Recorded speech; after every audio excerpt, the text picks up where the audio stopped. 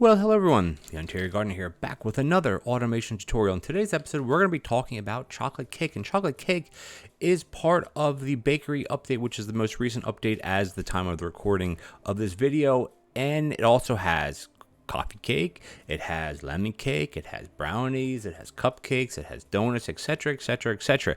Tons of flavoring, tons of options, and there you go. So, if you've seen my previous videos, this is your basic setup for, I'll use my mouse, basic setup for making your batter and then making with the milk. We'll give you your sponge cake batter, setting it up here with your danger hob. Now, you can use a danger hob here as long as you're not portioning from the danger hob here, because if you're portioning off a danger hob, it will burn. So you want to have this literally in any of these three spaces, and this is just your pie tin or your cake tin.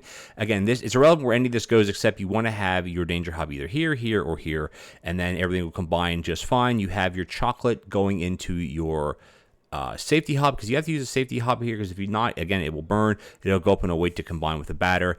And this is my setup. Now, you may say, why don't you combine this to this to this and to this with the bowl, which I have seen before. The problem is it breaks the system, because when all three bowls are used up, having it set up, which is ways I've seen it, is your sugar will combine with your chopped egg. And then, or your flour, if you have your flour here, your flour will combine with the chopped egg, which will make spaghetti. And those are all incorrect. So the way you got to do is you have to combine each thing separately onto a bowl as it passes by. You cannot connect all these together in a full automatic setup. Even in a manually setup by using this, you can't do it, because what will happen is as soon as it cycles around, three of them are used up here, what's going to happen is your sugar will automatically combine with your chopped egg if you have this set up differently. So again, don't be fooled by inferior designs, and not that I'm tooting my own horn here, but I've done lots of practicing, and I have these other prep stations here. You don't need to have three. I'm having this for demonstration purposes to show you how flawlessly this works. So there you go. The first one's done. Going to combine with the milk. It's going to go in here as the tin passes around. Boom, you're going to combine. This one's going to go, bam, combine with the milk, and there you go. Now, you do see that I have two smart grabbers set up here. This is going to only pull empty mixing bowls, and this is only going to pull mixing bowls that has the basic batter recipe on it. If you don't have it here, what's going to happen is it'll pull the egg, because sometimes, like with this setup, it would pull the egg across because it'd be waiting. And as you can see here, I'll show you how flawlessly this works in a second. Now, the way you do toppings or flavorings, the coffee, the lemon, or chocolate, you add it after the cake is baked. It's not like the brownies where you add the chocolate beforehand, of course.